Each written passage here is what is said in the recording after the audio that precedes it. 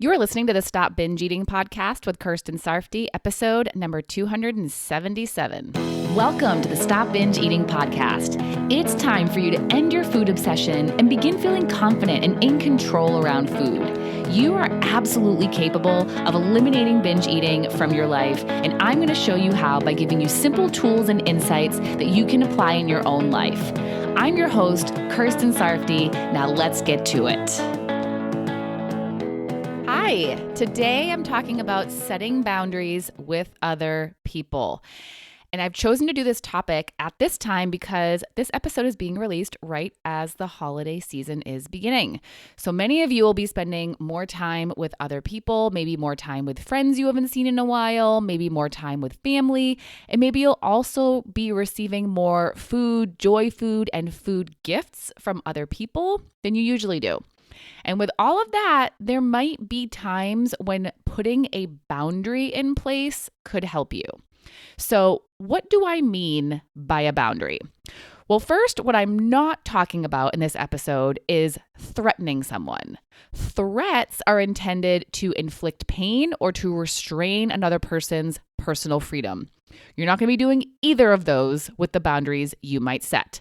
These boundaries are not intended to hurt anyone, obviously physically, but also emotionally. That's not the intention.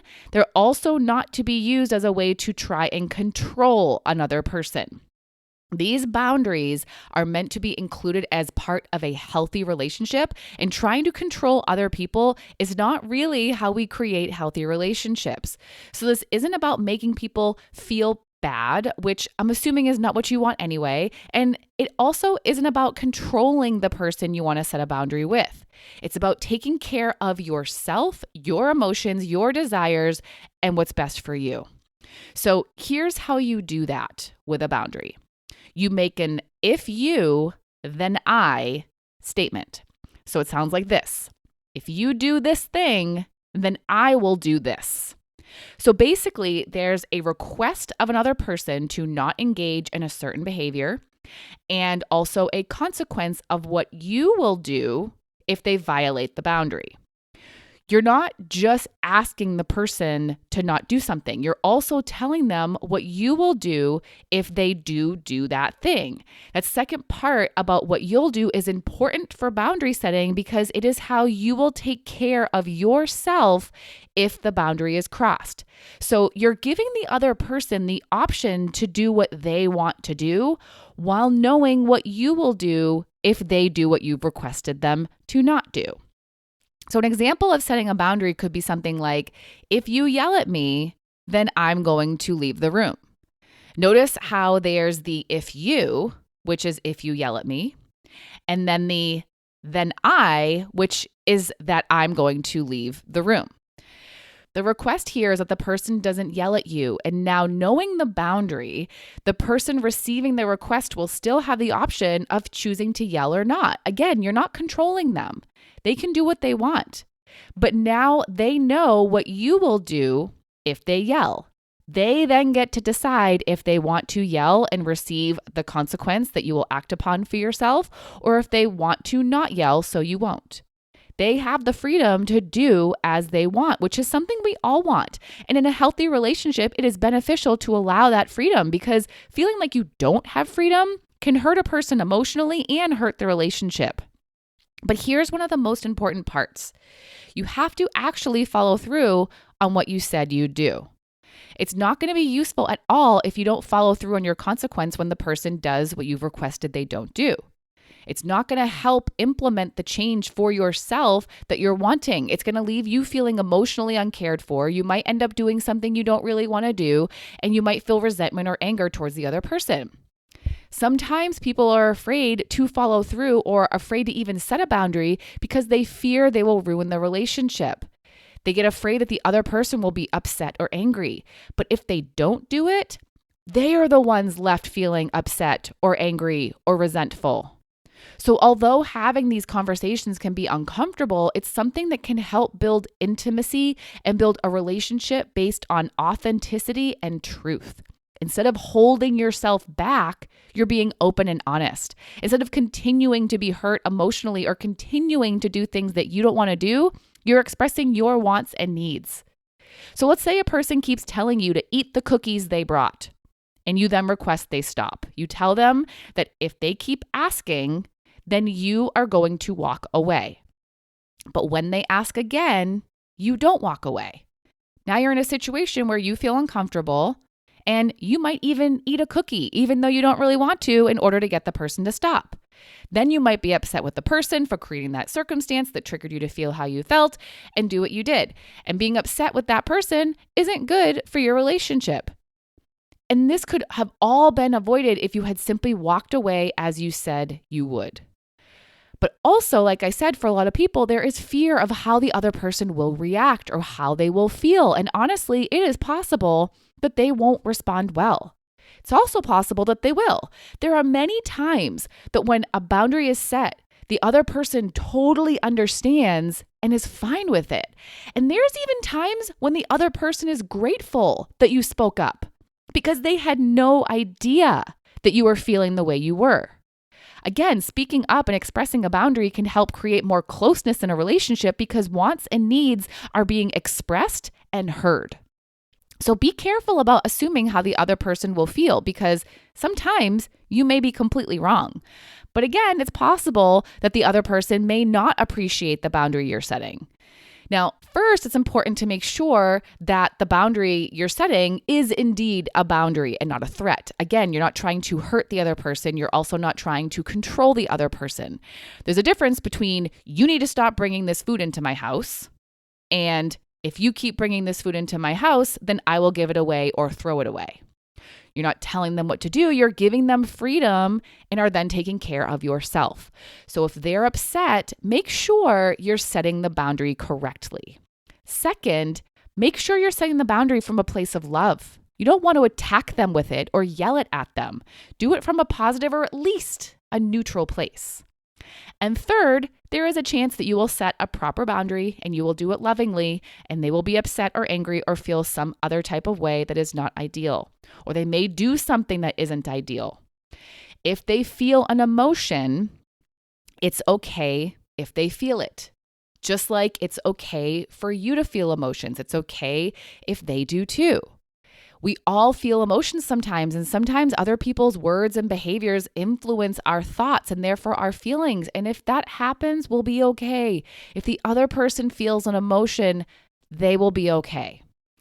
And if the other person reacts in a way that you don't like, or even if they want to end the relationship, whether it's a romantic, family, work, or friendship relationship, then you might feel sad, devastated, or upset because you don't want the relationship to end. But you can at least find solace in knowing that you did what was best for you.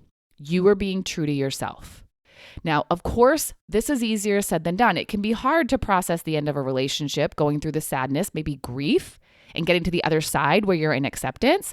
And that work is a whole other topic that I'm not going to get into in this episode. But just know that ultimately you get to make the decision for whether you'd rather be in a relationship where you are inauthentic, resentful, and your needs and wants aren't being met, or if you'd rather be in a relationship where you are authentic, emotionally cared for, and your needs and wants are met. And just a quick side note, because I feel like it needs to be said, most of the time, boundary setting is received well by the other person because you're likely setting the boundary with someone who cares about you and how you feel. From my experience, I've seen that less often a negative reaction happens. But if the person you're setting the boundary with responds in an abusive way of any kind, please seek help. I truly hope that isn't the case for any of you listening, but if it is, call a hotline, tell a trusted friend, and please take care of yourself. I just wanted to address that to make sure that no one was misunderstanding what I was saying about negative reactions to boundary setting. Now, back to what I was talking about before. If you're familiar with thought work, which I talk about sometimes on the podcast, and actually whether I'm talking about it directly or not, I'm mostly talking about thought work because changing your thoughts, changing your mindset about certain things, food, your body, yourself, etc., is what will stop your binge eating. But if you're familiar with thought work, you'll know that you could change your thoughts so that you're not feeling resentful in a relationship. But there might be times when you don't want to change your thoughts, your stance, your opinion on certain things. That's totally okay. You might not want to change your stance or opinion when it comes to how people talk about your body or other people's bodies. You might not want to do work on your thoughts about it. And you don't have to. You don't have to work on anything you don't want to work on.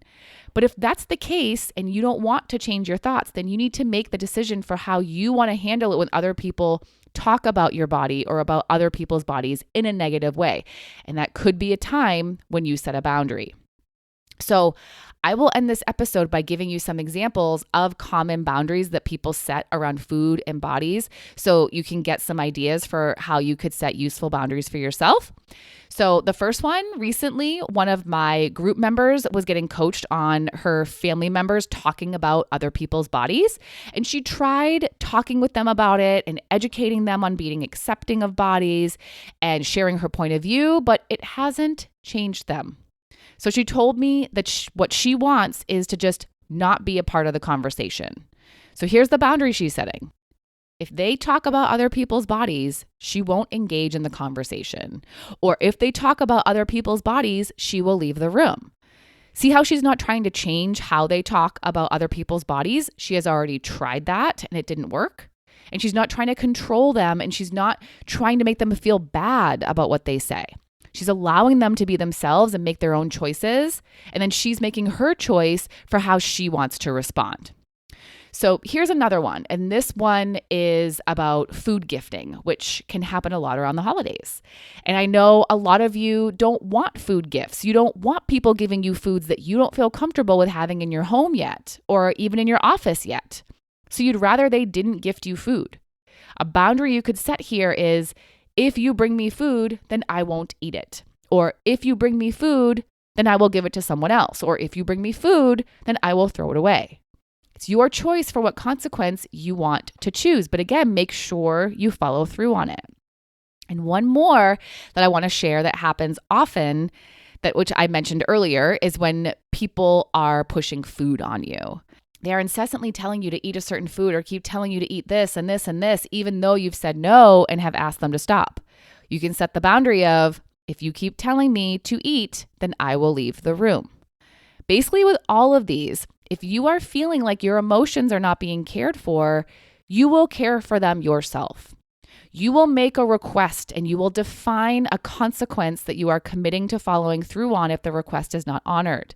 This is about you and your emotions and your needs. This is about you taking care of yourself. And this is about creating closer relationships with others and about self-responsibility, empowerment, and authenticity. So ask for what you want. And if you don't get it, take care of yourself. All right. I hope that helps you to make boundaries that will be useful for you with other people. And that is all for now. Bye-bye.